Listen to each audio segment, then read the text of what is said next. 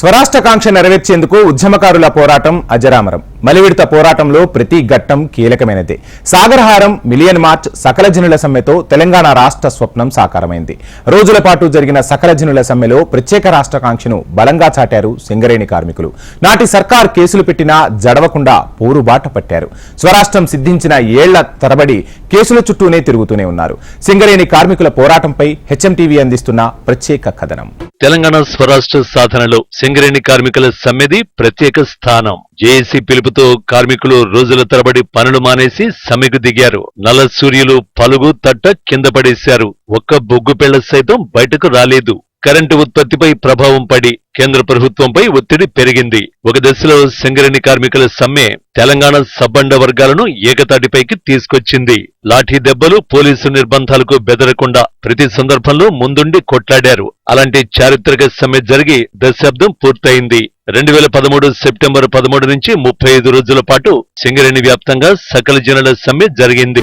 రాష్ట్రం ఆవిర్భవించి దశాబ్ది సంబరాలు చేసుకుంటున్న ఈ తరుణంలో స్వరాష్ట్రం కోసం కోల్ బెల్ట్ పరిధిలో జరిగిన ఉద్యమాన్ని గుర్తు చేసుకోవలసిన అవసరం ఉంది. స్వరాష్ట్ర సాధన కోసం రగిలిన ఉద్యమ సెగ తెలంగాణ నుంచి ఢిల్లీకి, అక్కడి నుంచి నోయిడా వరకు తాకింది. 1200 మంది తెలంగాణ బిడ్డల బలిదానాల తర్వాత సకల జనుల సమ్మెలో సింగరేణి కార్మికుల సమ్మె ప్రభావం నోయిడా దాకా పాకింది. నాటి ప్రధాని మన్మోహన్ సింగ్ సింగరేణి నేతలను, జేఏసీ నేతలను పిలిచి మాట్లాడారు. సమ్మెను విరమించాలని కోరారు. కేసీఆర్ దీక్ష, అరెస్టు సందర్భంగా మొట్టమొదటిసారి సమ్మెకు దిగింది సింగరేణి కార్మికులే.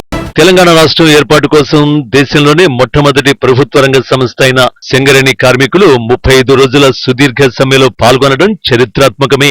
వాస్తవానికి కేసీఆర్ ఆమరణ దీక్ష సందర్భంగా ఆయన అరెస్టుకు నిరసనగా సింగరేణి కార్మికులు స్వచ్ఛందంగా స్పందించారు. విధులు బహిష్కరించారు, సమ్మెకు దిగారు. శ్రీకాంతాచారి ఆత్మహత్య సందర్భంగా నల్ల నేల తల్లడిల్లిపోయింది. కార్మికులు విధులు బహిష్కరించి తెలంగాణ ఇవ్వాలని డిమాండ్ చేశారు. హైదరాబాదును యూటీ చేసే కుట్రను వ్యతిరేకిస్తూ రాష్ట్రంలో శ్రీకృష్ణ కమిటీ పర్యటన సందర్భంగా 2 రోజులు సమ్మె చేసి తెలంగాణ డిమాండ్ను దేశమంతా తెలిసే విధంగా గర్జించారు. సకల జనుల సమ్మెకు ముందే సింగరేణిలో పలు సందర్భాలలో 7 రోజుల పాటు సమ్మె చేసిన చరిత్ర ఉంది.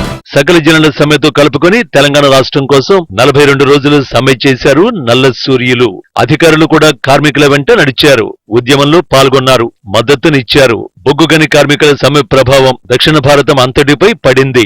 సుమారు 4000 చిన్న పెద్ద పరిశ్రమలపై ప్రభావం పడి మూతపడి పరిస్థితి నెలకొంది. విద్యుదుత్పత్తి లేక కేంద్రం మీద ఒత్తిడి పెరిగింది. పార్లమెంటులో బిల్లు పెట్టేంత వరకు సింగరేణి కార్మికుల ఉద్యమం ఆగలేదు. స్వరాష్ట్ర సాధన కోసం చేసిన రైల్ రోకో కారణంగా ఇప్పటికీ రైల్వే శాఖ నమోదు చేసిన కేసుల కోసం కోర్టుల చుట్టూ తిరుగుతున్నారు. స్వరాష్ట్రం వచ్చుడో సచ్చుడో అన్న ఆలోచన మినహా మరో ఆలోచన అనేది నాటి ఉద్యమకారుల్లో లేదు. సమ్మె చేస్తున్న సందర్భాల్లో కేసులైనా భయపడలేదు. రైల్వే కేసులంటే ఏళ్ల తరబడి కోర్టుల చుట్టూ తిరగాలన్న విషయం తెలిసినా జడవలేదు. స్వరాష్ట్రం సిద్ధించి 10 ఏళ్లు గడుస్తున్నా ఇంకా కేసుల కోసం కోర్టుల చుట్టూ తిరుగుతూనే ఉన్నారు. వీరిలో కొందరు రిటైర్ అయితే మరికొందరు ఉద్యోగాలు చేస్తున్నారు. కోర్టుల చుట్టూ తిరుగుతూ ఇబ్బందులు పడుతున్నామని కార్మికులు ఆవేదన వ్యక్తం చేస్తున్నారు. ప్రభుత్వాలు జోక్యం చేసుకుని కేసులను ఎత్తివేయాలని కార్మికులు డిమాండ్ చేస్తున్నారు. సింగరేణి కార్మికులకు సంబంధించినటువంటి ఏదైతే తెలంగాణ ఉద్యమంలో పాత్ర ఉందో వాళ్ళను గుర్తించడంలో గాని లేదా వాళ్ళ మీద పెట్టినటువంటి కేసులు, కేంద్ర ప్రభుత్వం కూడా ఆ రోజు రైలు రోకో చేస్తే వాళ్ళ మీద కేసులు పెట్టారు. రాష్ట్ర ప్రభుత్వం కూడా అనేక కేసులు బుక్ చేసింది వాళ్ళ మీద ఉద్యమంలో పాల్గొన్నందుకు. రైలు రోకోలు, రైలు పట్టాల మీద వండుకొని వాళ్ళు 42 రోజులు సమ్మె చేసి వాళ్ళు చేస్తే వాళ్ళ మీద పెట్టినటువంటి కేసులు ఈ రోజు వరకు కూడా ఎత్తేసినటువంటి పరిస్థితి లేదు. చాలామంది రిటైర్మెంట్ అయ్యారు, ఇంకా కూడా సింగరేణిల సర్వీస్లో ఉండి పనిచేస్తున్నటువంటి వాళ్ళు ఉన్నారు. వాళ్ళకు సరైనటువంటి గుర్తింపు లేదు. కార్మికులు, ముఖ్యంగా సింగరేణి కార్మికులు మరి సకల జనుల సమ్మెతోటి మరి ఢిల్లీ మెడలను వంచి ప్రత్యేక రాష్ట్ర సాధన మరి సాధించుకోవడం జరిగింది. ముఖ్యంగా సింగరేణి నేను సింగరేణిలో సకల జనుల సమ్మెలో పాల్గొని పదవి విరమణ చేయడం జరిగింది.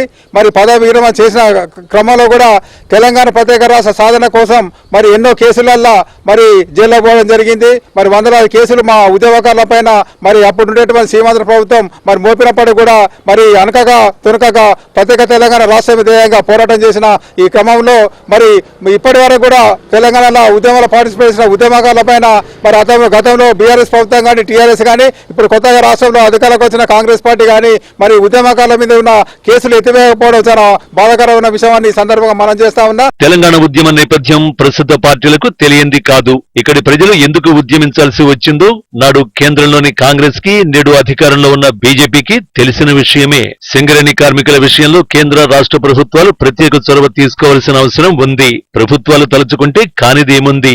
ఒక లక్ష్యం కోసం చేసిన సమ్మెతో నమోదైన కేసులు ఇప్పటికైనా ప్రభుత్వాలు ఎత్తివేస్తాయని